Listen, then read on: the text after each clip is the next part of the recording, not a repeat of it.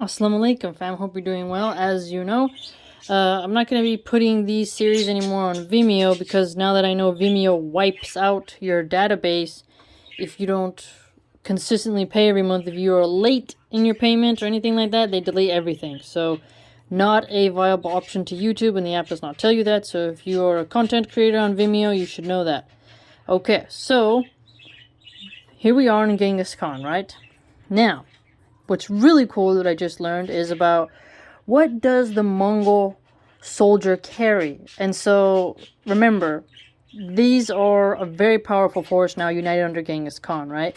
They're on their way to fight the Jurched, which is the second largest power in China.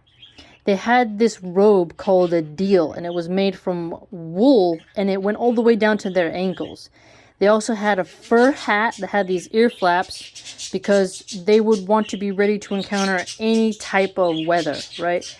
And also the author noted that the soles of their shoes were quite thick. And what's really cool is that they also had flints for making fires, canteens to carry water, and milk. So I thought that was pretty cool because they did enjoy milk and horse meat. They also had, plenty of tools to create arrowheads. And what's kind of funny is that the author mentions a lasso for rounding up animals and prisoners. So, when you think of a lasso, at least in American culture, it's like for rounding up a horse or a baby cow that, went off too far. But here, it is for also prisoners as well. So I thought that's kind of funny. So the rope has this sort of double purpose, right?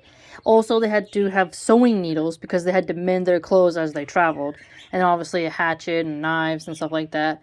The skin bag is what carried everything. And I thought this was cool because it's a leather bag. It's not a cloth bag. So obviously more durable, right? Now, the author notes for us that each squad of 10 carried a small tent. And the tents are like these gurs.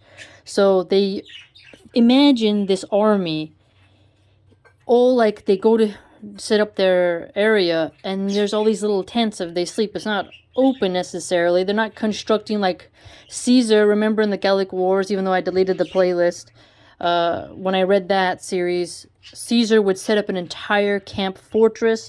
People would have to build wood walls and then forts, and then when they would leave, they would burn it so that the Gauls could not use it. So Caesar would have the construction of a wood area. The Mongols here are more about movement, so they have tents instead. It's very fascinating to see how mobile armies constructed their shelters and such. So, further, the author notes that the Mongol military was entirely cavalry. There was no marching infantry. That is pretty amazing. So, them being purely a cavalry army, you can see how important horses were to them. As we know, they were, illiterate young Mongol horsemen that brought down Buddhists, Hindus, Christians, and Muslims. So, Genghis Khan and his army of illiterate young horsemen conquered much already at this point. Remember, the kingdoms we have are the Tangut, the Uighur, the Black Khitan, the Tian, Shan mounts, and the Jurched is the second largest. And the raids of the Tangut took, the time place for that was around 1207, 1209. So this is 12th century, 13th century warfare. I mean, the men are just, boom, hitting it too. And horses are very important to the steppe marauding culture.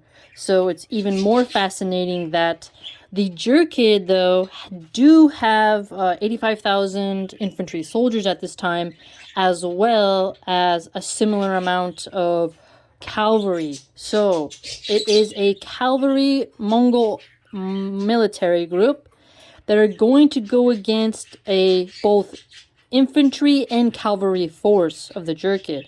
So, this is going to play out really fascinating, but I just wanted to note those things with you, which makes the Mongol history so fascinating. And remember, the Uighurs have pledged their allegiance to the Mongols at this time, and it is very fascinating to see how that's all playing out around the southern Chinese region.